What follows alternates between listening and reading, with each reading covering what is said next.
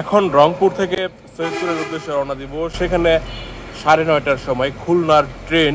সৈয়দপুর আন্তজেলা বাস টার্মিনালে এই বাস থেকে নামলাম। রংপুর থেকে এসেছি। রংপুর থেকে 80 টাকা জনপ্রতি ভাড়া। এটি পঞ্চগড়ে চলে যাবে বাসটি। আপাতত আমি এখানে নাস্তা করব, সৈয়দপুরের বাজারে যাব, তারপর রেল স্টেশনে যাব, সেখান থেকে ট্রেনে উঠে খুলনায়।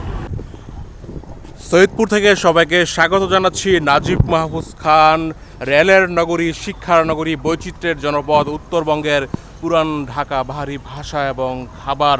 এখন ট্রেনে উঠব, 1 ঘন্টা পরে ট্রেন আসবে। ট্রেনে উঠে যাব দক্ষিণে খুলনায়। নির্ধারিত সময় রূপসা ট্রেনটি চিলাহাটি থেকে সৈয়দপুরে আসলো। এই ট্রেনে উঠে এখন যাব খুলনার উদ্দেশ্যে। 9 ঘন্টার ভ্রমণ, আপনাদেরকে দেখাবো নানা দৃশ্য।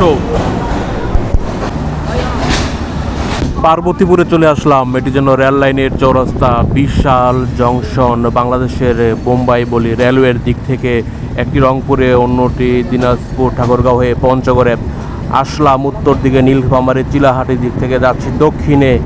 বিশাল পরিসর। এখানে সাধারণত অধিকাংশ ট্রেন 20 মিনিট বিরতি দেয়। এই ট্রেন কি করে জানি না। দেখুন, নতুন নতুন ইঞ্জিন, ওয়ার্কশপ, রেলওয়ের ওয়ার্কশপ সেই ব্রিটিশ আমল থেকেই। এই পার্বতীপুরের সূত্র ধরেই সৈয়দপুরে বিহারি সম্প্রদায়ের এত বসবাস। ওনারা এসেছিলেন সেই 1870-80 সালের দিকে। সান্তাহার অতিক্রম করে যাচ্ছি। সান্তাহারের এই পাশ দেখে মনে হচ্ছে পুরনো ছোটোখাটো লাল মাটির টেকটিলা, উঁচু নিচু।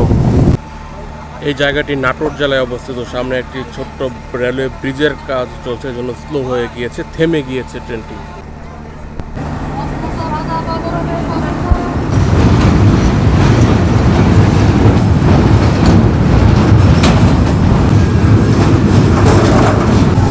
এই আব্দুলপুর জংশন থেকে রাজশাহীর লাইনটি আলাদা হয়েছে। নাটোর রেল স্টেশনে আসলাম।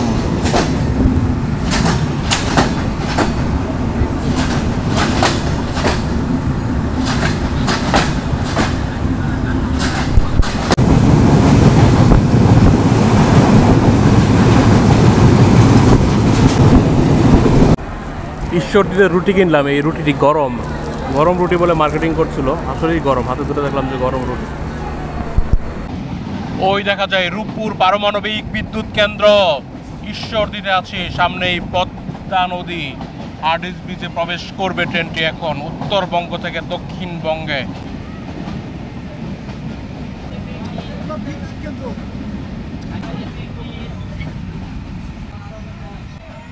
এটা হচ্ছে পাকশি রেল স্টেশন, পাবনার ঈশ্বরদীর পাকশি। পাকশি যেখানে শেষ সেখানেই পদ্মা নদীর শুরু, হার্ডিঞ্জ ব্রিজ শুরু। পাকশি শেষ, হার্ডিঞ্জ ব্রিজ শুরু হলো। এখানে কিলোমিটার দূরত্ব দেওয়া আছে। ব্রিজ অতিক্রম করার সময় রেল সর্বোচ্চ 40 কিলোমিটার গতিতে যেতে পারবে। নদীর নাম পদ্মা নদী, সেতু নাম হার্ডিঞ্জ ব্রিজ। দৈর্ঘ্য 1.25 মাইল। নির্মাণ সাল 1910, সমাপ্ত 1915 সাল। 5 বছর লেগেছিল। 1915 সালে এই পথে রেল যোগাযোগ চালু হয়। সরাসরি দক্ষিণবঙ্গ থেকে উত্তরবঙ্গের ট্রেন, কলকাতা থেকে শিলিগুড়ি চলে যেত রেলপথ। আমরা এখন ঐতিহাসিক হার্ডিঞ্জ ব্রিজে প্রবেশ করতে যাচ্ছি। এটি ডুয়াল লাইন, 2টি ট্রেন একসাথে অতিক্রম করতে পারে এদিক সেদিক। হাত বের করে রাখা অবশ্যই ঝুঁকিপূর্ণ। ওটা আমাকে ভিতরে নিয়ে নিতে হবে বোধহয়।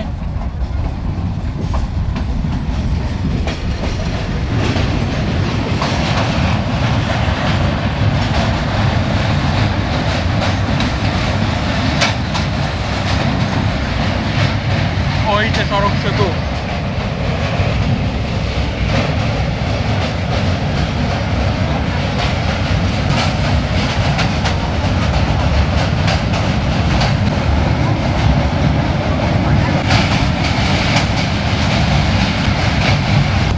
খুলনা বিভাগে প্রবেশ করলাম উত্তরবঙ্গ থেকে দক্ষিণবঙ্গে।